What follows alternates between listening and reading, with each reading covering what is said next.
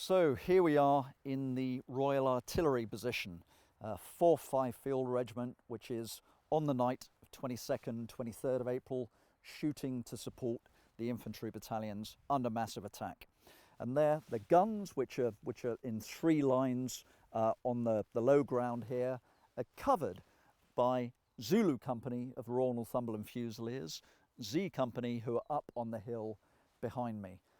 And a disaster of the battle strikes. No one's quite sure what time, when this company is pushed off the hill. That means the artillery now is completely vulnerable to the Chinese infantry. And also behind the artillery is the brigade headquarters, including General Brodie's command post. So now they've lost their frontal carapace. This is the point of maximum peril. And for any gunner to lose his gun is the worst possible thing, the most dishonourable thing that can happen.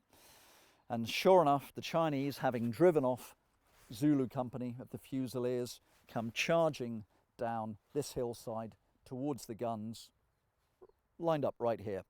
And this remarkable situation was captured by a rather famous painting, which is now owned by the Royal Artillery. It's by the famous military artist Terence Quaino.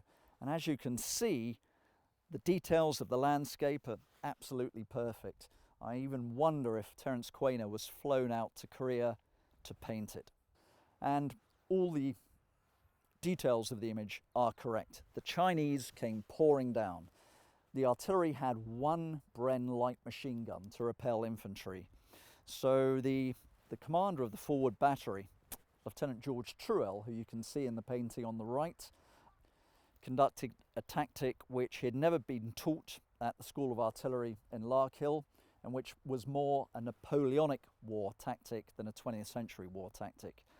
He said, what I did was I kept my other 5 guns shooting to support the Gloucesters, and I depressed the barrel of one of my guns so I could fire direct into the Chinese, who are now storming across the low ground.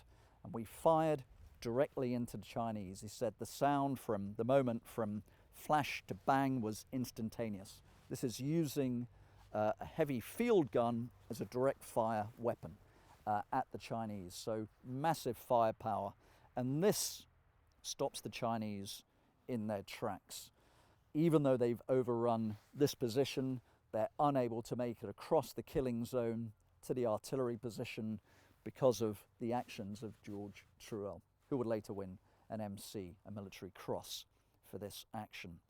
And remarkably, a Chinese prisoner was taken here by the artillery. One of the leading Chinese soldiers made it to the guns, looked around and realized he was the only survivor, so he surrendered.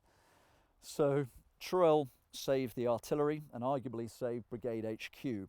Immediately after this incident, trucks came roaring up, hitched up to the guns and to all the paraphernalia of Brigade HQ, and charged off down valley. They've lost their frontal defence, and they would set up further down valley as the battle moves into its 2nd and 3rd days. As I said, it's a great painting, but there's one very, very big error or piece of artistic license in it. If you want to make a guess, before I tell you, the action, of course, took place at night. Our next stand is not far from here. We're going to just turn around and talk about the fighting for the hills on both sides of the road. Stay with us.